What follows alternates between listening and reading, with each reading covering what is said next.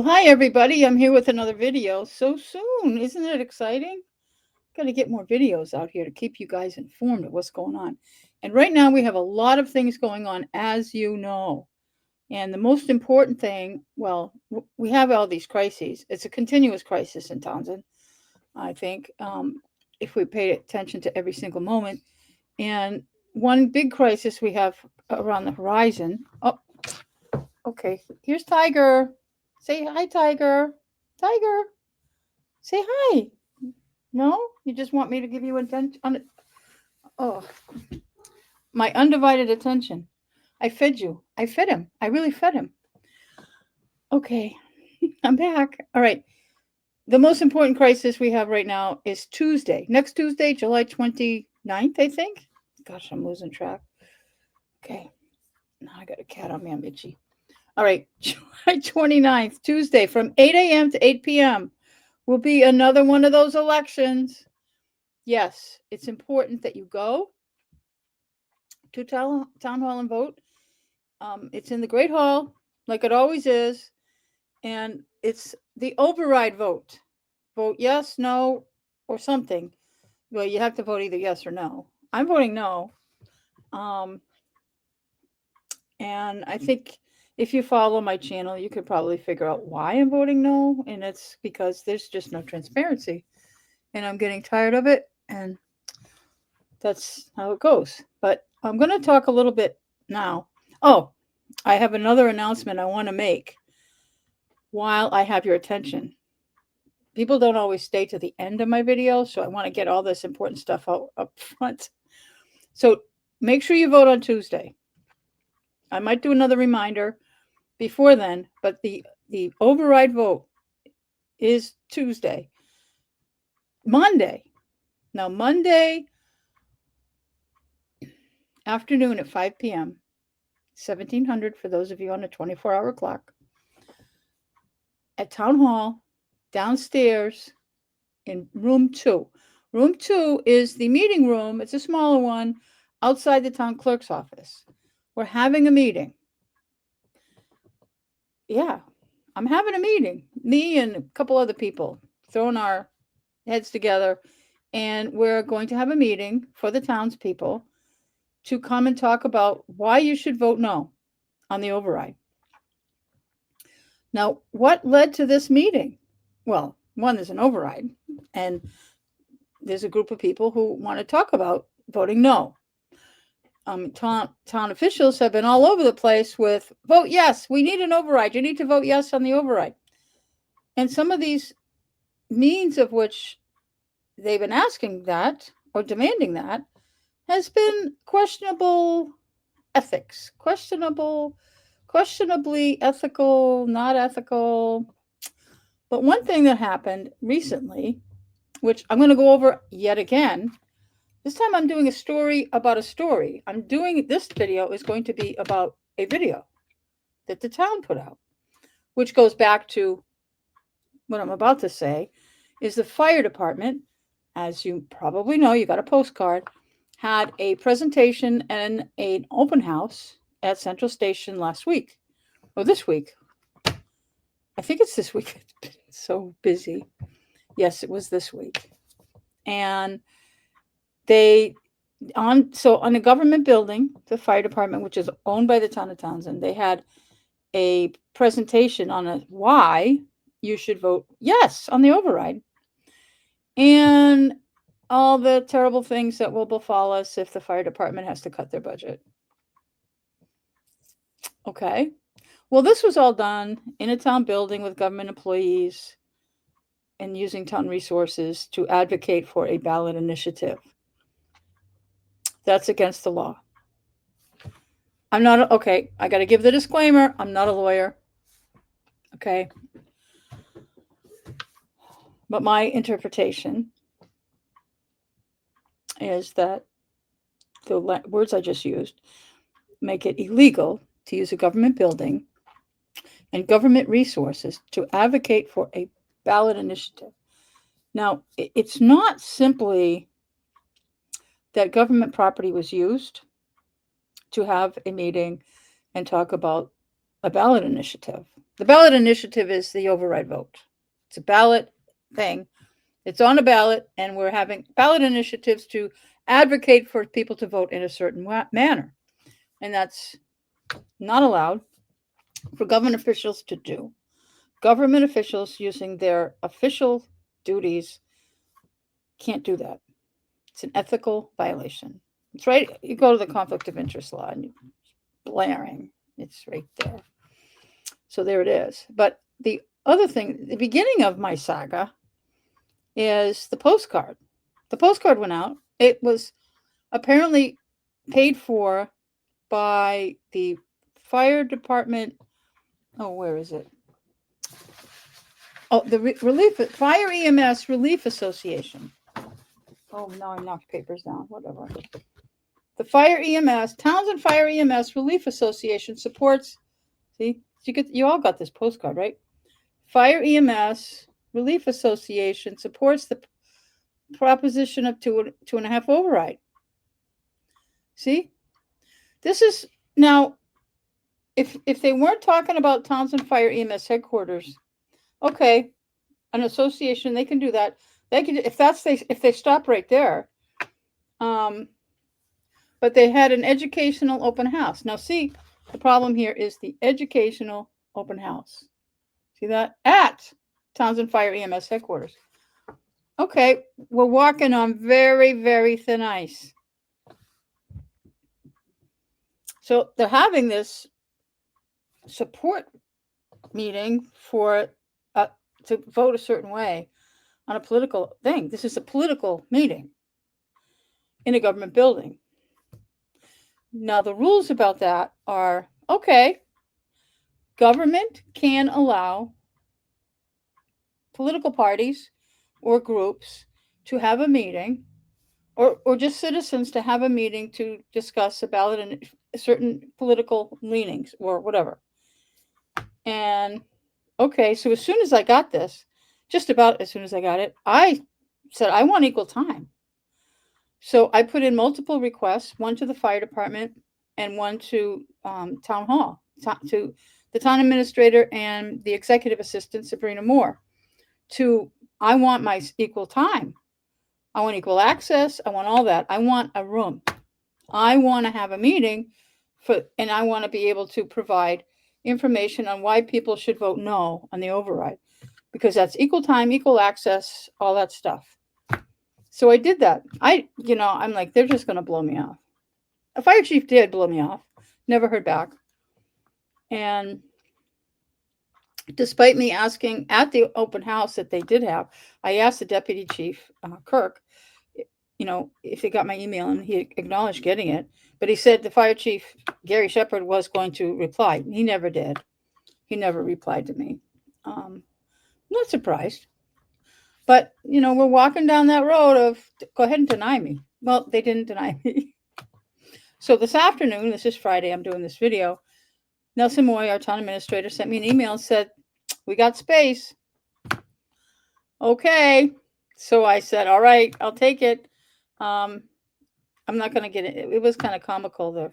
He offered me a room that's completely filled with voting machines. That wasn't going to work. But anyway, we were able to narrow it down to meeting room 2, 5 o'clock Monday evening, hours before the election, which is okay. That works. So the reason I did that was simply because I want equal time. Because you cannot offer one political persuasion to use government resources and not the opposite side. So they got out of trouble with that. It would have been at least an OCPF, campaign of political finance problem had they not allowed equal access. So that's the only reason I did it. I mean, I probably would have been happy just holding a sign on Tuesday or just saying, whatever, nobody's going to pass anyway. But I said, oh, no, they're not getting away with this. So I was just, hey, hold on. Don't even do this. I got you. You're going to have to play. We're not playing anymore. You got to stop playing your game. So they gave me a last minute response. looks like in the emails, Laura Schifrin was on the email. So, my God, I got one of her emails. How about that? So Nelson must have had to confer with her before giving me a room, and Lori probably didn't want to. And Nelson, they probably, I wouldn't be surprised if they didn't call town council. What do we do? Oh my God, we don't know what to do. And so I got the room. So I mean, Lori Schifrin will probably come and try to argue with. I don't know what. No, I'm just making up stuff now. I don't know what's going to happen. I don't know who's coming, but it is what it is. But we'll be there, and it won't be just me. So this is not a Tax Cindy King party. I won't be alone. I have friends. Believe it or not, I have a couple. A couple. Yeah. There are a couple people in town that don't hate me. At least that's what I hear, unless they're talking shit. They're lying to me. I don't know. Everybody else is lying, whatever. So, anyway, all right, no more digression. But now we have a problem. And then this morning, I think it was this morning. Today's just went by so fast. I can't believe it's after 7 p.m. I'm going to plug my computer and I'm going to lose you. All right, so I get this notice. I'm subscribed, of course, to the Town of Townsend YouTube channel, and I got a notice that a new video had posted, and it was the open house. TCAM and I were running around with cameras, doing all kinds of recording. My recording sucked. Be honest, it sucked. It's probably the worst video out of my whole collection. The worst job. I did the worst job I could possibly do. I did a live stream, and I never should have done it. I should have just recorded it and premiered it. And no, I had to screw it up. So I was going to do commentary on the Town of Townsend's video anyway, but they just gave me another load of reasons to complain. I want to say one of the reasons I want to quickly get this done is because I suspect the likelihood of this video being removed from the Town of Townsend's YouTube channel is quite high. First of all, they can. Again, my legal disclaimer, I'm not an attorney, but I do believe that there's no legal reason why it has to stay up. It's not a public meeting. I mean, it's not a posted public meeting. It's not a board or committee. It's not, I don't even know if it's a public record. I mean, they could take it off the website. It's still, Tiger came to see us again. Tiger, this is important stuff. Do you understand? Can you look over here? Who's that? Who's that? Do you see you? Movie star. Okay. Another cat video. Anyway. Did you just use a litter box? Oh my God. Anyway. Whew. So, cat here. Anyway. So, yes. It doesn't need to stay up, in my opinion.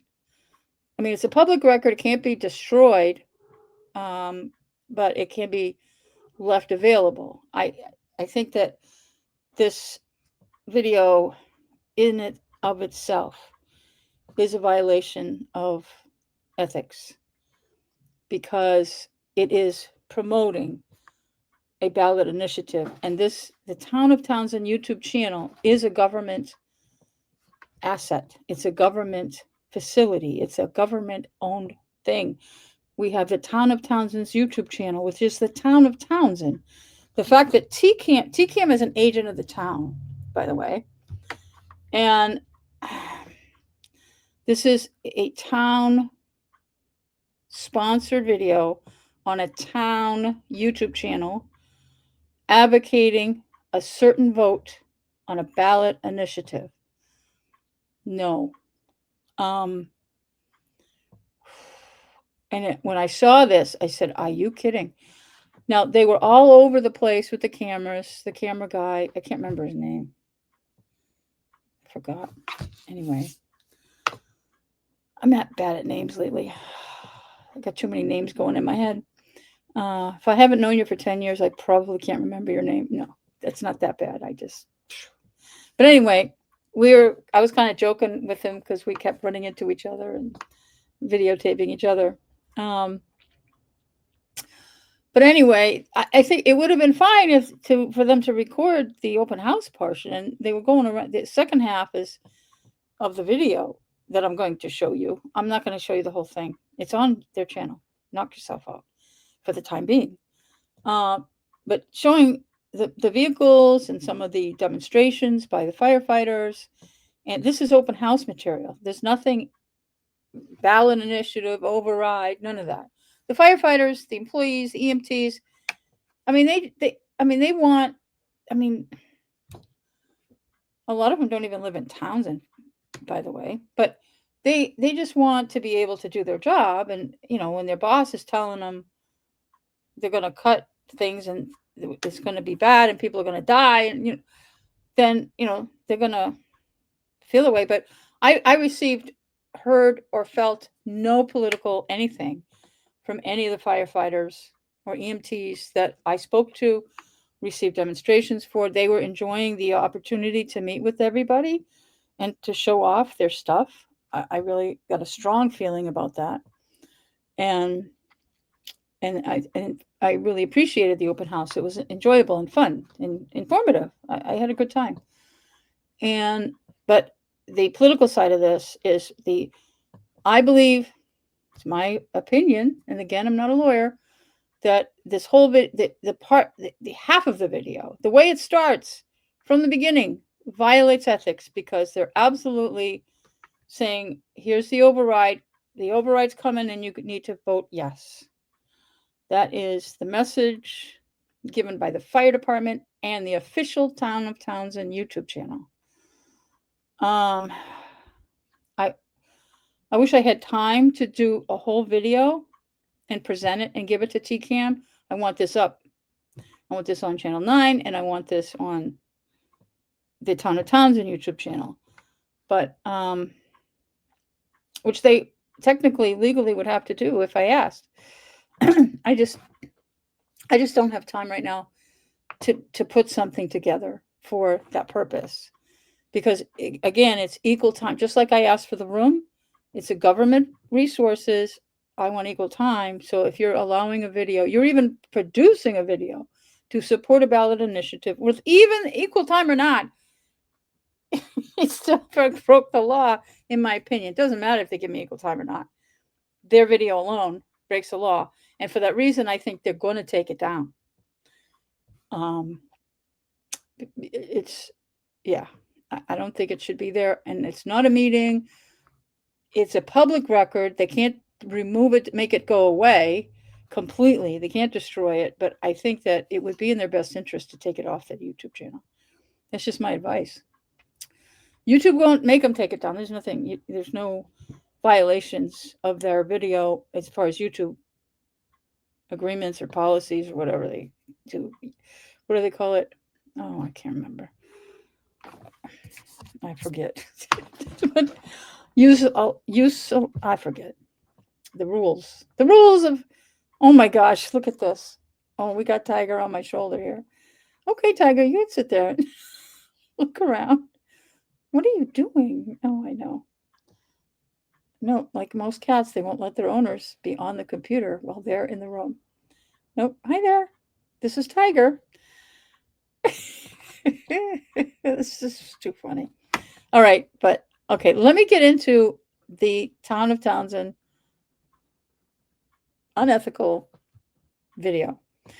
And I want to get this on. The reason I want to get this on is because I expect it to disappear, and I don't want to have that happen. Because I need to say too quickly that I've been told, it wasn't me, I've been told from a reliable source that someone has already filed an ethics complaint against the conduct of the educational, informative open house held at the fire department. So there'll probably be another ethics complaint about this video, and maybe more. I don't know. This is just bananas. So let's get started. I've already got it up. It starts out. Well, let me just do it. Hold on. Here we go. Hopefully you can see this. If you can't, I mean, I'm looking at a different screen. I'm going to look at. Oh, this cat is killing me. But this is the flip side. I call it the flip side of the postcard.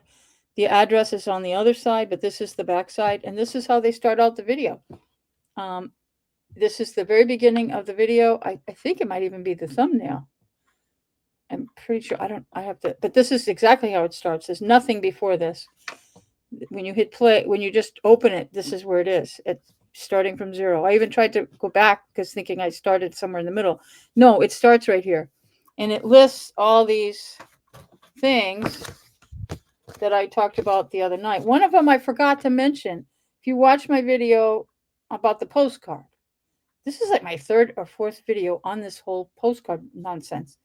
All right, be an informed voter. The decision affects more than tax it impacts lives. My interpretation of that is the fire department is trying to tell us if we don't pass the override, we're going to die. Oh, come on. All right, a field override request of $268,000 will strip $138,400 from public safety, possibly $90,000 plus from the Townsend Fire EMS. You don't know that, okay? You don't know that. All right. Now, this is one of the bullet statements on this postcard. I somehow skipped it. I got distracted and I missed this one. I didn't discuss it, but I want to take the opportunity to discuss it now. Did you know Townsend Fire EMS is the largest revenue generator for the town of Townsend? I want to call that out for bullshit.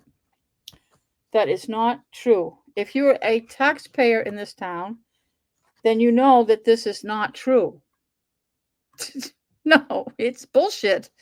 They get income that partially funds the ambulance response. The largest revenue generator for the town of Townsend, my friends, is you and I. It's taxes, property taxes primarily, as well as personal property taxes. Property taxes, I mean real estate taxes for both homeowners, homes, and as well as businesses. Commercial property as well is all. This is the largest. That's the largest revenue generator. Then there's personal property taxes, which includes primarily excise. All of you that bought new cars in the last year are choking. Cars are getting expensive, so is the excise tax. So then there's some of the taxes which I'm a big fan of. The meals tax. I want more restaurants in this town. We should get more restaurants. If we'll do nothing, I mean, I think that that's a fair. I'm digressing again, but I think opening more restaurants is something that I think most people in Townsend would say, yeah, that's not a bad. I'd like that. I'd like to see more choices in restaurants. We have too many pizza shops.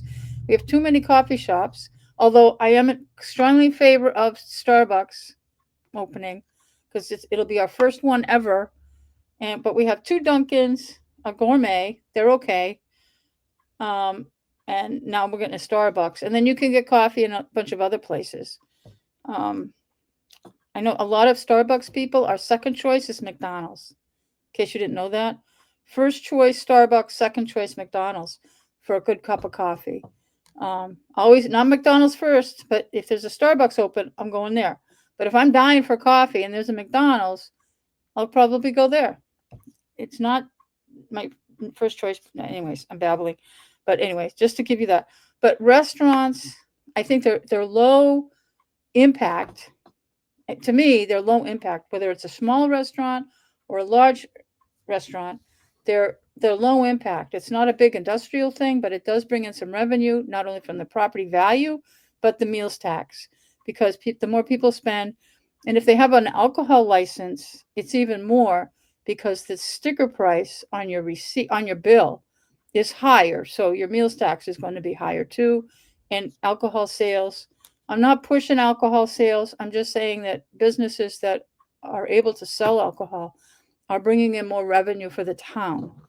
There needs to be, of course, regulations. Don't go there. But okay. But anyway, I'm babbling. And yeah, we have too many pizza shops. You notice that? Actually, one of them is no longer there. I'm dating myself. But we got 2 pizza shops next door to each other. Come on, people, get imaginative. Open a new kind of business. Boy. Anyway, but Townsend Fire EMS is not the largest revenue generator of the town of Townsend. And I want to add something to that, we're providing our Townsend Fire EMS, our EMS primarily, is the primary provider of EMS services to the towns around us. We provide mutual aid to the town of Pepperell, and we're probably providing, I don't know how much, I can get the data, I can't get it before Tuesday, but there's a number of calls that we're doing for mutual aid because we have the ALS. We have, Chief Shepherd has bumped up that budget to get more advanced equipment and services available for the region, not just Townsend. We are funding regional EMS, not simply Townsend. And we're not getting the money back. We have to bill the patients that we see, and it's not we don't get paid for the mileage between Townsend and wherever we pick up the patient.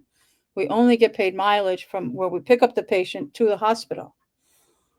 And then, some people never pay, and we have a pretty steep uncollectible accounts.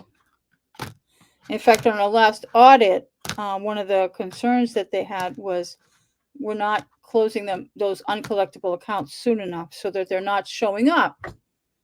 They're not showing up. The audit can see them, but it's not showing up for the general public to see. And their criticism was that you need to write that off sooner so that it does show adequately in the books. So put that in your pipe and smoke it. We have losses that are not being transparent to us, the taxpayer. And if you want, I will dig back and get the video, which is sound video of the auditor giving that report. So whatever.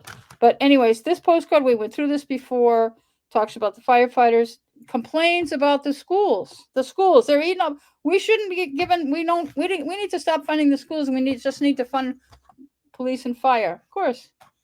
Why educate people? I'm not going off again.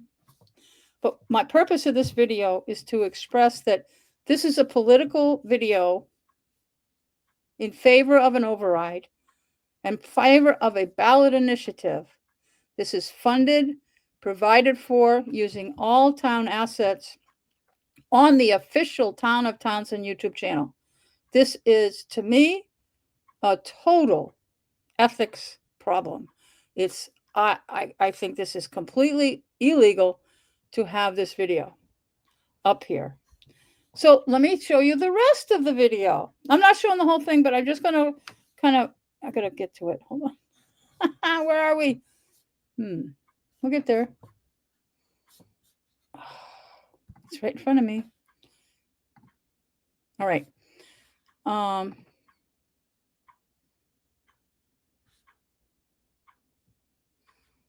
Okay, yeah, they did this for a few minutes. I'm going to fast forward to, he did a little bit of intros.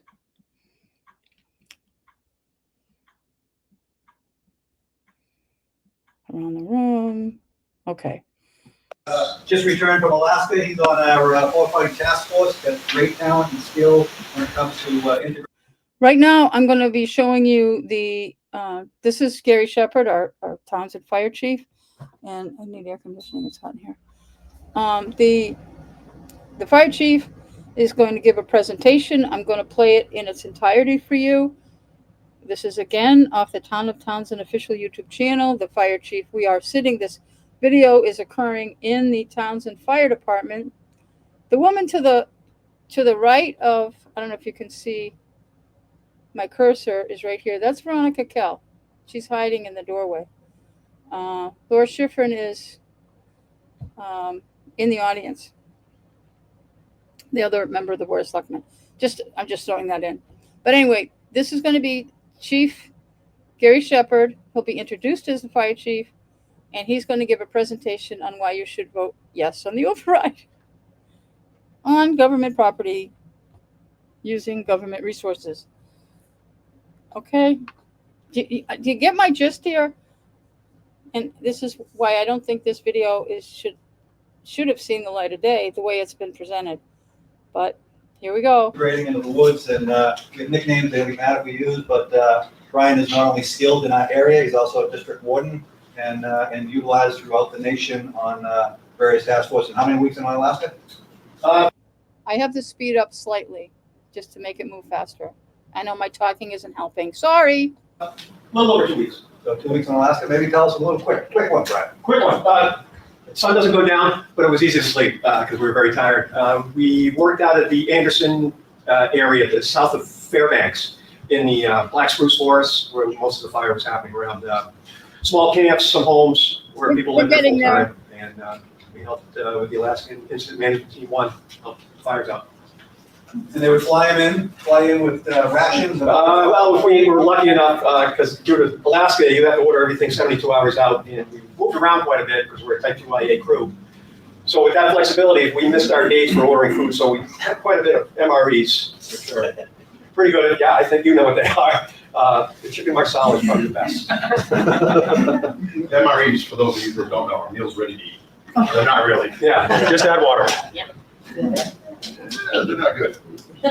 When you have nothing else. Yeah, that's what you do. MREs. If there's no questions, I'd like to introduce you to the chief again, and have him come up and go over some information for you. Thanks, Dave.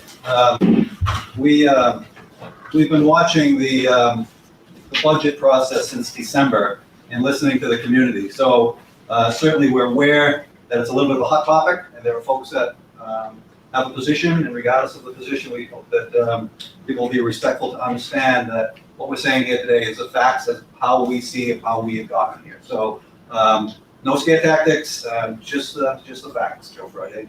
And if there's an elephant in the room, let's address it, and I'll probably bring up a couple just to kind of outline where we are. I think in order to have a good community, we have to have an effective education system, we have to have an effective municipal government. And last year, the catchphrase seems to be transparent. We're attempting to be transparent, and I sometimes question where the breakdown is on information. Maybe the folks that are giving the information assume that everyone understands. This is our attempt to state where we are at. So with the need to have a complete community, education and municipal government, I wanted to go back to last June. Last June, we didn't have a budget, and we didn't really get a budget until August at the special town meeting. At the special town meeting, there was an override vote that failed, and it actually passed on the first time, and then they went for a recount and it lost by 1. So at that point in time, the first $600,000 to balance the budget had to come from trash. That's where the purple bags came from. So for anyone that may or may not have been aware, purple bags were a result of a failed override. And I have to speak up on that. That is a lie. Maybe he believes it, but that is not where the purple bags came from. The trash plan was already in the works before the override failed. Just not even related. So let me go back. So that's at least line number 1 that he's telling tonight. And then in March of 2010, there was another movement of $611,000 to the school district. Now, the same amount of taxes being paid, and it's just the money was reallocated from the municipal government to the school budget. We believe that there is a need for that once again, but let's be clear that in a 10-month period, $1.2 million was taken out of the municipal government and moved over the educational component. In my perfect world, it would have been nice if everyone had come together and were able to. Again, another line of bull. It wasn't moved out of municipal government and put into the school department. It was a budget line item, just like the fire department's on a budget line item. The schools have certain expenses that are at minimum. We can have arguments all day, but I despise the way this man specifically targets education. I despise it from the top of my head to my bottom of my feet. I'm just, this pisses me off. But anyway, this is targeting education to seek money in public safety is just ridiculous. It's not fair, and it's dangerous. This is a very dangerous road that this man is going down targeting schools. It harms the community more than anything I can think of. Well, there's probably other things, but that harms the community. This attitude has got to end. To talk about that rather than find the reasons not to. So 1.2 million plus came out of the municipal government. 400,000 was taken out of operating minus 200,000 in free cash. And that was moved over. There's no silver bullet in this, folks. There's no quick and easy way out. So we had a vote in this past town meeting at the end of June, how we were going to be able to address it. It may not have gone the way any of us really wanted it to go, but at least we have a budget, and the budget is contingent upon an override. Without an override, there were functional segments that were agreed upon in that town meeting. And those functional segments, without having the override, would be a reduction. The reduction. Again, this is what they're trying to shove down our throats, the Board of Selectmen and him, that the town meeting voters selected the functional segments. This is not true. The Board of Selectmen forced this on the townspeople. They had to either vote up or down. There couldn't be a middle road. And it's still a secret on how this is going to be divided up and what impact it's going to have. And the impacts, it's just, they're doing all the talk in executive session. They did it again last week. So this is not the voters. I mean, we could have left town meeting at 0 hour and said, no, never mind, we're just not voting on this budget. But the voters didn't want to do that. They wanted to go home. And so that's, anyway, I'm sorry for all the interruptions, but I have to call this guy out on some of the nonsense. And just keep in mind that this is a political presentation that he's giving regarding an override. Despite my interruptions for content errors, that this speech that he's giving is to advocate on a ballot initiative, which I state, it is my strong belief, is totally illegal. So let's go. Reduction to emergency services that everyone voted on that was at town meeting is 138,000.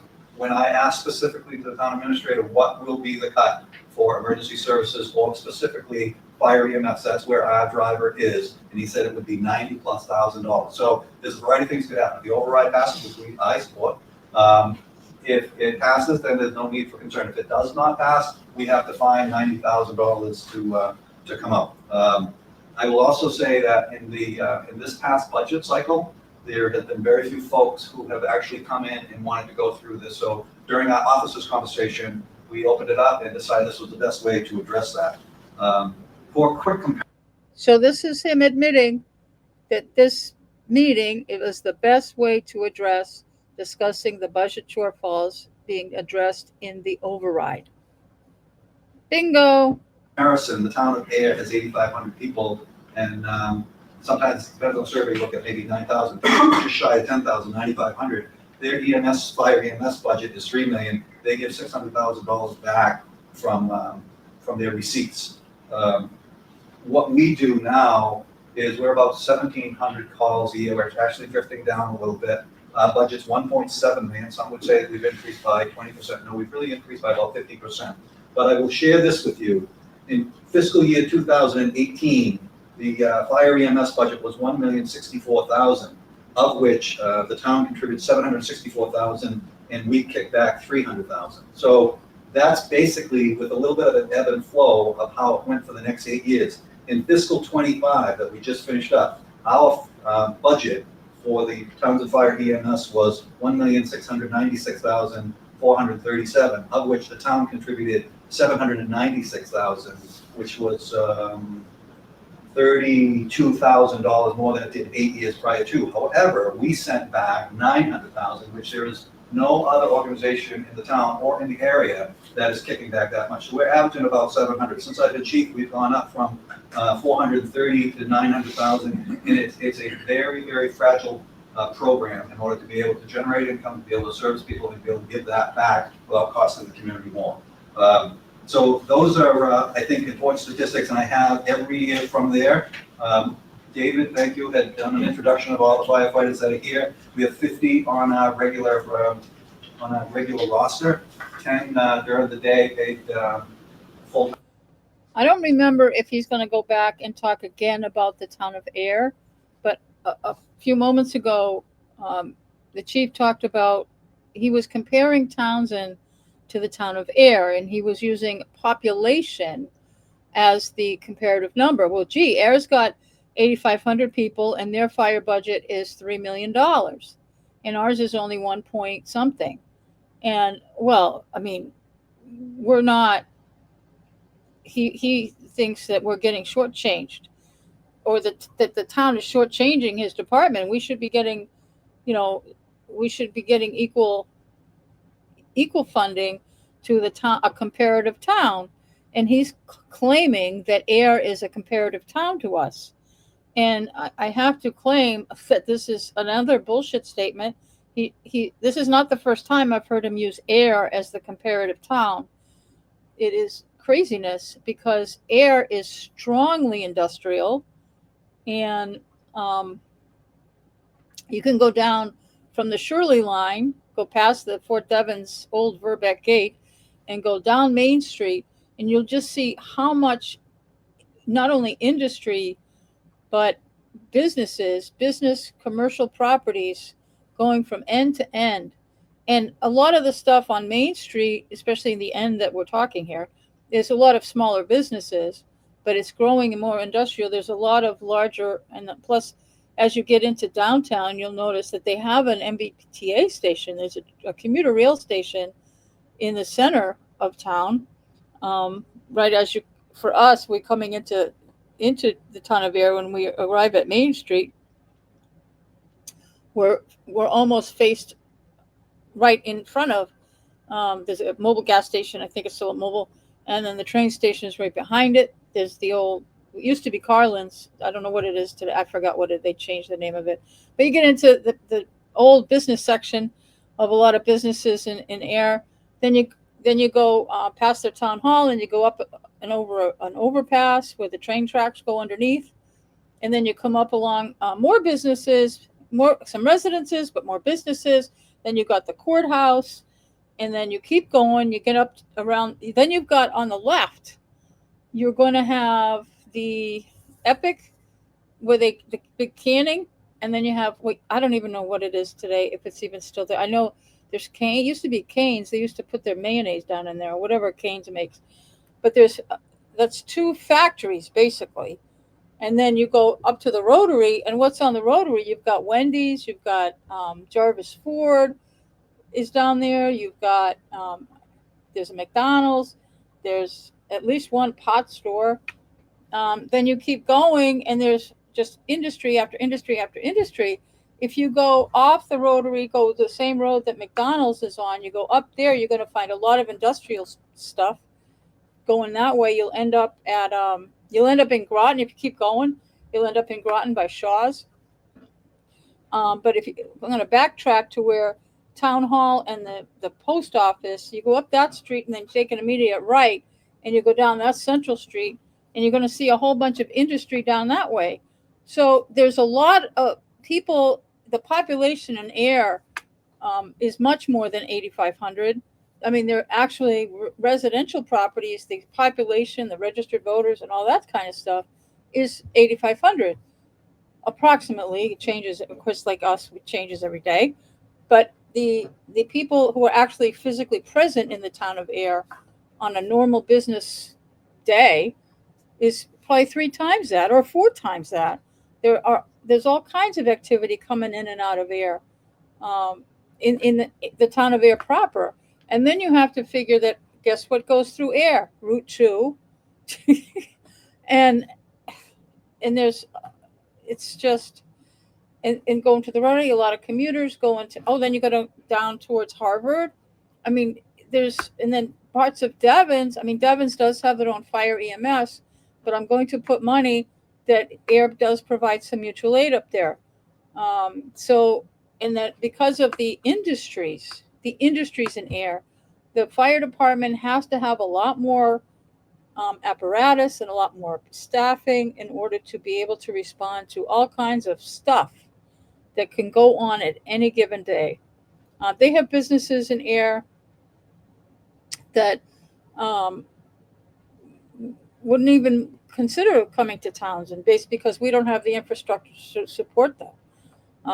Air has, of course, town water, and I'm going to assume, pretty sure they have a wastewater treatment facility. I haven't really looked into it that far, but with all the industry they have, I can't imagine that they don't.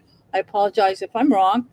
But to compare Townsend to Air is like comparing us to Worcester or Boston, because, okay, you cannot compare just based on how many people live here. You have to look at what's going on, what's happening in Townsend, and what's happening in Air. They're night and day. The two towns have nothing in common with each other, except their form of government and the fact that they do have their voting. The registered voters is probably pretty close. But the actual activities in the towns, what makes the town function, what brings people to Air, and what makes people get the heck out of there. Air is a really thriving community, and I'm really glad. I'm going to give myself a kudos here. When Devon's was closing, everybody was saying that Air's going to shrivel up and die, and I never felt that way. I argued that till now, that no, that's not going to happen. Air's very resilient. They've got plenty of other things going on, and people that are only focused on what was going on in Devon's were blind. So, and they're thriving today. They've got a lot going on. They were way ahead of us on getting a rail trail too, just to put that out there. So anyway, this guy comparing us to Air, no more nonsense, and it's only political it's political bullshit, because we can't. There is no reason for us to have a fire department or EMS department that mirrors the town of Air's public safety services, because we have nothing in common with that place in regards to what the needs are in public safety. I'll get off my soapbox and we'll get back to Gary Shepherd's soapbox. Time staff, the rest would be per diem and paid call folks. I believe paid call folks at 1774 is the best bargain in town. When we call them, they come, and we use them regularly. I could get into great detail on equipment. I will tell you that we ordered 2 engines 3 years ago. One was at 734, the other was 815,000. Now they're all over 1.1. There's still a 3-year wait, and the escalation clauses in them will put them probably close to 1.25. So 20 years on these engines to be certified. We've got 2 engines that are no longer certified. I hope the town we can continue to move. I hope we can continue to get them, and that should put us in a good, safe, protected place. Ambulances, we've been, the joke we use is we're running the wheels off them. The amount of calls we've got, our 3rd ambulance was scheduled to be here 4th quarter. It's a national problem. We probably won't see it until the 1st quarter of 26. Ambulance, we bought that ambulance for $350 with a $50,000 contingent. That contingency will be used up today. Buying ambulance is $450 to outfit it is another $250. Not lucky, but there were 5 fire chiefs that were deeply involved with the DPH for the closure of Neshoba. Those 5 communities got 250,000 pounds, and was one of them. We'll use that $250 to upgrade as it was specified in the requirements to upgrade our next ambulance. So we'll have 3 ALS ambulances. We consistently are running all of our ambulances as well as our fly car and our Class D ambulances as well. That said, there is a possibility of another $350,000 coming, but it worked well with the first 5. 8 more communities get in. Whether or not it's going to pass, we don't know. We know that it's in the governor's hands, more or less. It's been through House, it's been through the Senate, now it's in special committee, and there's no guarantee that it will come or it will not, but we'll have to apply for that money, and there will be specific criteria on it. I can tell you with my opinion that there have been some fractures given in the community as well as in this department, and it's very important that we're able to maintain that. It's very common to have calls. I'm going to share with you a sample of what we deal with. We find it very difficult to believe that if we were to cut back, if we were to cut $90,000 out of our paid call line, which is 110, how that would operate. I am not interested in opening up contracts on our union guys, because without them, that's our best asset. We run a double paramedic, and we're constantly we're using that not only for us but for the area. There have been questions around the mutual aid. We can't unilaterally decide what we will and won't do. We have an agreement, and we're bound by a contract with the state. If someone calls, we have to go. So We're very fortunate. We're strong right now. We have the equipment. We have the personnel. We're able to deliver. This past Sunday, we had a call for a cardiac event for a 67-year-old male, no history, and the ambulance was reasonably close. I don't think any of the guys are in this room. They went there, they put a 12 lead on. They identified a cardiac issue that was evolving, and got him into the cath lab in less than 40 minutes. From the time call, arrival, IVs, all that invasive procedures, into SHOs, into the cath lab in 40 minutes. Those are the types of things that we're proud of, and you're going to watch a video, just a sample. We've had 4 building fires in Townsend since in 6 months. There's one there, and there's one medical call. The fire call that you'll listen to will be a dispatch, as well as the trucks that are going, and the response in 15 minutes. We have 22 Townsend fire personnel on the ground. You can't do it with 2 people. 2 people can't go do a search for the building. In that building, on arrival, first firefighter encountered 8 people from below 5 to 80 years old. He was able to get the house emptied before the smoke banked down, and a house will double with its smoke every minute or it's fire. So that's critically important to be able to maintain that level of personnel, because two people won't be able to search, won't be able to do fire suppression, won't be able to do salvage, won't be able to ladder routes, won't be able to do that. You really have got to have a lot. And on the medical call that you listened to, a 65-year-old male who had signed off and released us to use it. He was having a stroke. We were able to identify that, and after that call, we received a letter, and I'll share that with you. And it came from the attending doc at UMass, and he wrote, I'll redact some of this, he wrote, I hope you're doing well. I want to take a moment to send along strong kudos to the crew from yesterday. While working at UMass, we got a life flight direct scene stroke activation, a bit unusual for an activation pattern for us. Turns out it was a gentleman seen by Townsend with a concern. Okay, everybody, I don't want to cut off a very interesting story. I mean, it was a very nice, heartwarming, story that the chief was providing here regarding a response. I'm sure that everybody associated with that call and any of the calls that were following this speech by the chief. After the chief spoke, they did a video presentation of with dispatch playing in the background and a number of responses to a number of calls. Very good. I mean, it was a good presentation. I have no complaints about the rest of either the open house or the videos provided for actual responses by Townsend Fire and EMS. Very good. I think we have a very good department. I mean, my arguments about ethics by the chief and my arguments about budgetary issues. I want to be clear about anything I'm saying about town leadership. I do not have any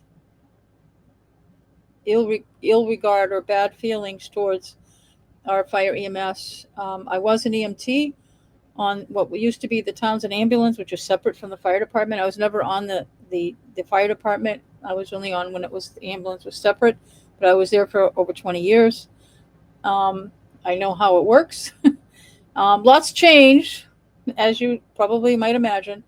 It's been 20 years since I got off. So yeah, always modernizing, and I think it's wonderful what's available in EMS, regardless of where you are. At least in Massachusetts, the parts of the world I wouldn't want to be in. But anyway, we have a very professional department, and I mean no ill will towards anyone doing their jobs. I'm certain you're doing a wonderful job, and I commend you for it. My issues here are strictly budgetary and about the management of the money, not the management of getting good quality fire response as well as EMS to those who are in need. I want to make sure no one in town thinks that I'm just attacking our horrible fire department. It's just not true. I do not feel that way at all. But I'm cutting that off only because it's not you can watch the town of Townsend's YouTube channel as long as it's available, and watch the rest of that. Watch the whole video on that channel, and you'll be able to see all the calls. There wasn't like tons of them, but there's It's interesting. It's nothing wrong with it. And then you get to see what everybody saw going through the station. I already did a terrible video of that myself. I admit it's terrible. It's awful. I did a very bad job of producing that. And so, sorry. The worst video I've done. Ugh, I'm not happy with myself on that one. But anyway, I wanted to do this video because I wanted to show you and explain this best I can the ethical problems here with the way the fire department and the fire chief handled providing their support for an override, which, my opinion, again, I'm not a lawyer, that this is wrong the way it was done. And I don't like it. And I want to share that with you. So I'm going to be ending this video. We're coming up on an hour.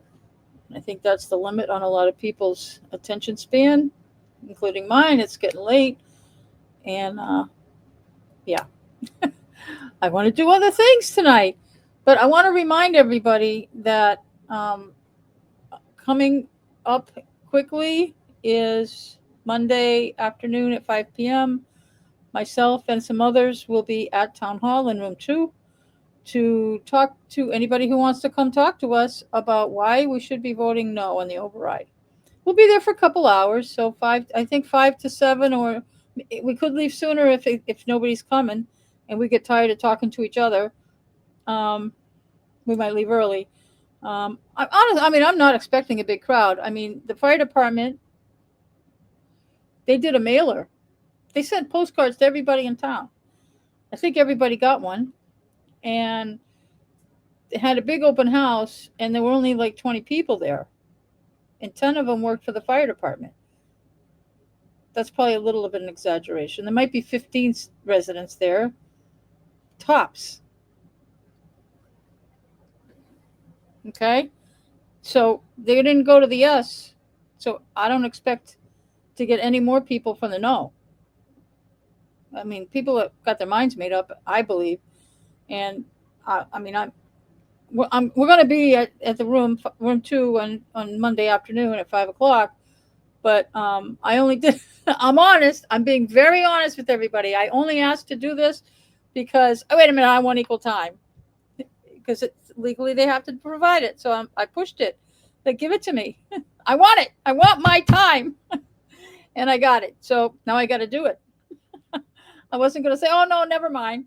I'm going to do it. Made some calls. A couple people said, oh, yeah, that's great. So we're doing it. And I don't know. We'll see. I got time to put something together, I guess. But most of you that are voting, you probably already made up your mind. But you can come down and just chat with us. Don't come down there to give us a hard time. Nobody gave the chief a hard time. Just afterwards, but not in person. So don't come down there to be jerks. But anyway, that's politics in Townsend. Isn't it great? So, and then, of course, Tuesday, 8 a.m. to 8 p.m., we'll be at Town Hall in the Great Hall. Vote, vote, vote, vote. And kind of part of me says, I don't care how you vote, just vote. But I'm voting no. Because of transparency and because of the nonsensical failure in the ethics area. Makes me sick. Okay, I guess I'll end this here. I didn't do the music this time, so that's okay. I got a headache. Or I don't have a headache. I just don't want to get one. All right. So have a good evening, and I hope that this has been a little bit informative of some of the nonsense that I have to deal with day in and day out. So all right, I will either see you Monday, or I'll see you Tuesday, or I'll just see you on my next video. There will be more videos this weekend, I hope. So stay tuned. Thanks for watching. And if you haven't already, please subscribe. It's always helpful. So you can get notified when there's another video. You don't have to wait for it to pop up on your screen or something, uninvited. And then, like this video. That helps. I need to work on the algorithm. And again, I'm not monetized. I'm not making any money on this. But if you do subscribe and like and everything, my videos will get shared with more people, and we can spread the word. Spread the good word. I'm going to go on an evangelistic tour here. Okay. Talk to you later. We're almost at exactly 1 hour. All right, take care. See you on the next one.